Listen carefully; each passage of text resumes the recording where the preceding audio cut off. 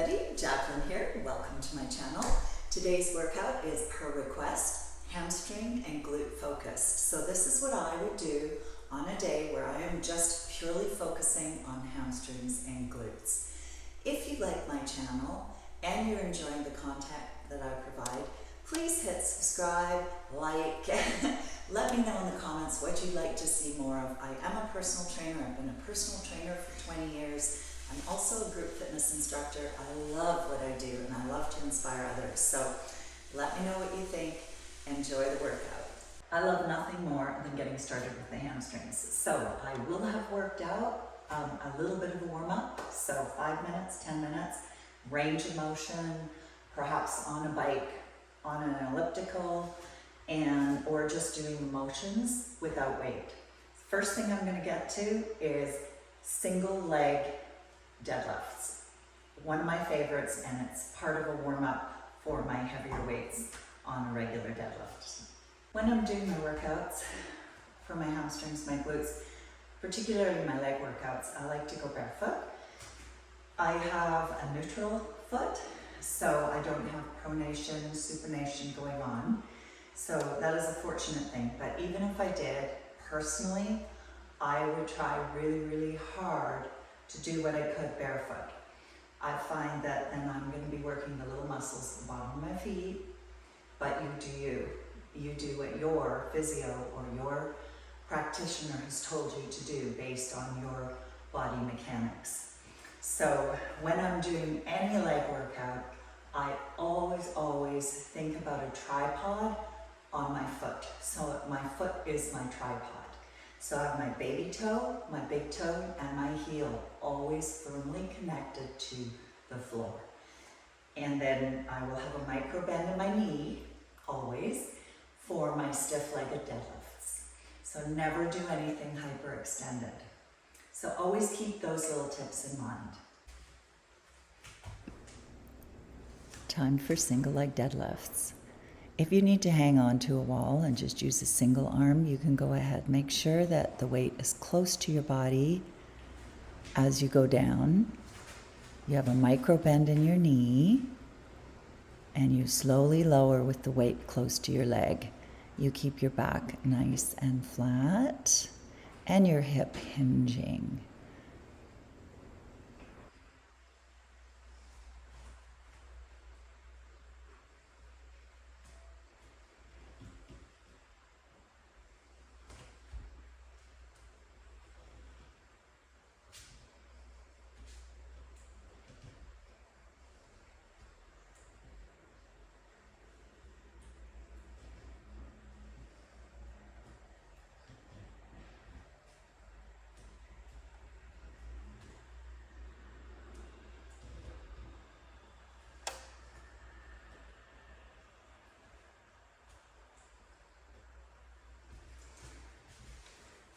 Squeeze my bum from the bottom up. So not at the very top. I don't lock out my knees, but I'm pushing through the floor with each rep.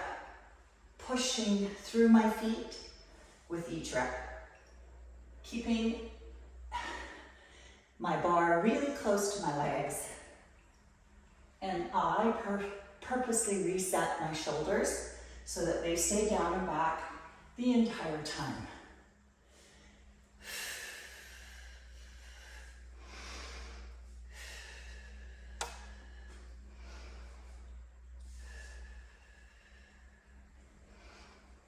Thinking about eccentric as well as concentric.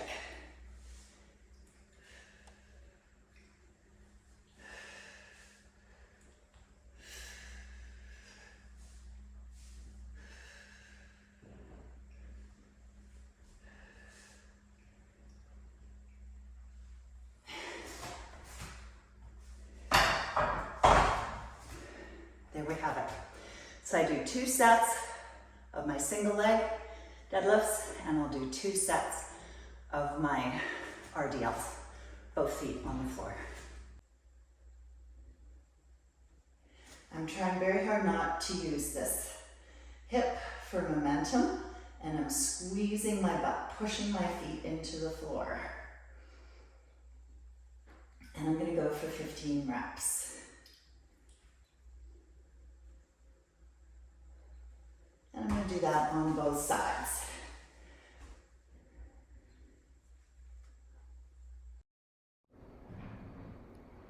I'm doing my hip drives from the floor. I find that really effective at targeting my glutes and hamstrings, but you're welcome to do it off a bench. And I'm going for 8 to 12 reps here as the weight is quite heavy. But you do you, whatever feels good to you.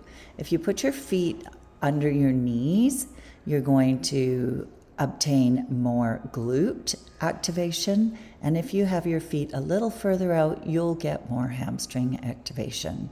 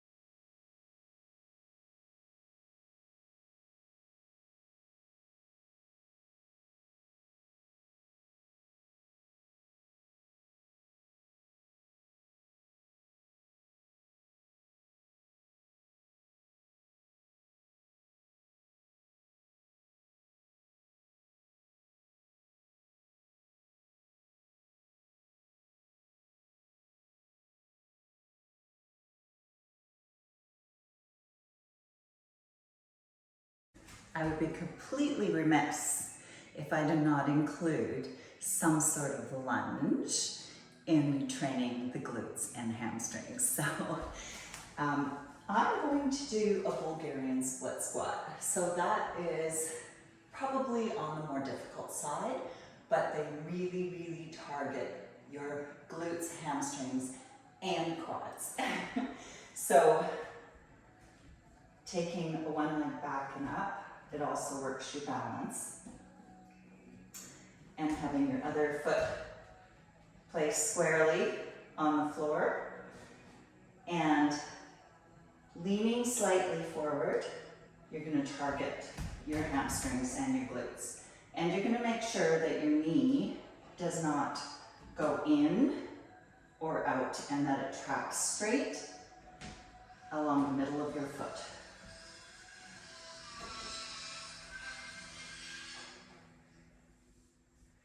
So that slight lean forward is going to target your glutes.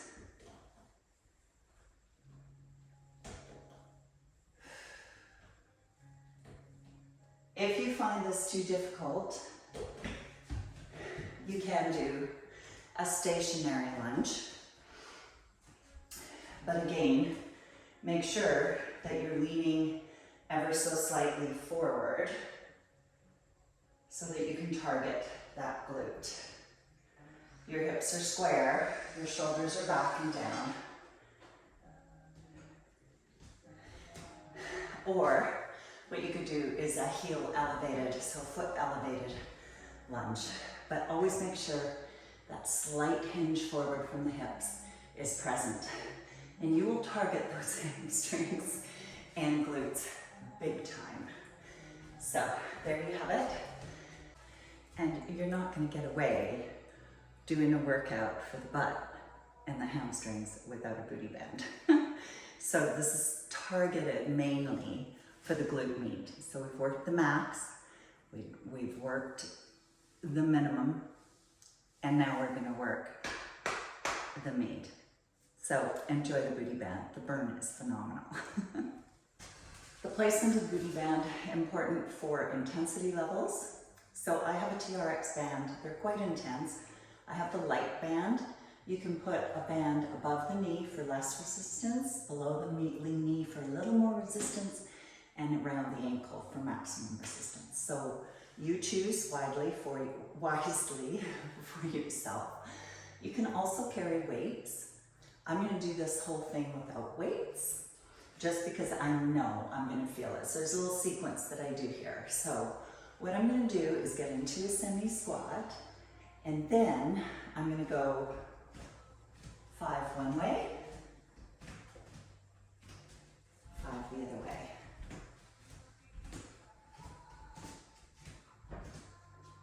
And I'm going to repeat that.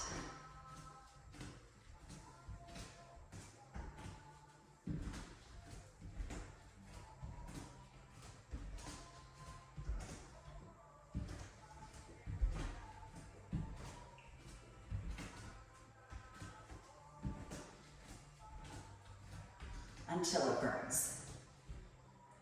One more time back.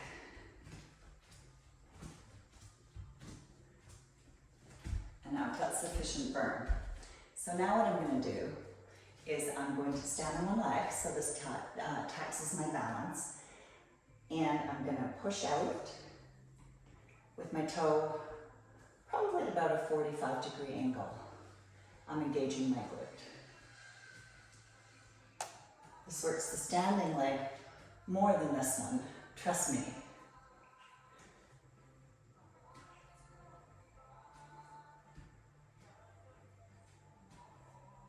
For 15 reps.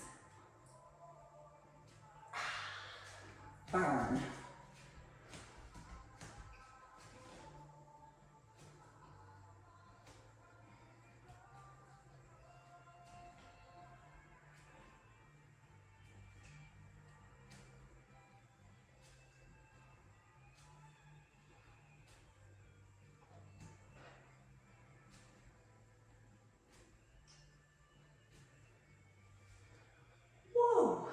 Okay, I'm going to go again. Lying on top of the ball with your armpit, you have one hand on the floor if you need to. You're going to push your bottom leg into the floor and raise the top leg. This is both core and abductors.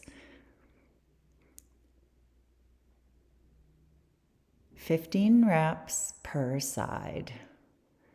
You're really going to feel the second side because it's already worked. A definite burn and a full core workout. From here, once you finish both sides, you're going to get onto the ball, squeeze your glutes, engage, fully engaged, heels together, push to the ceiling, times 20.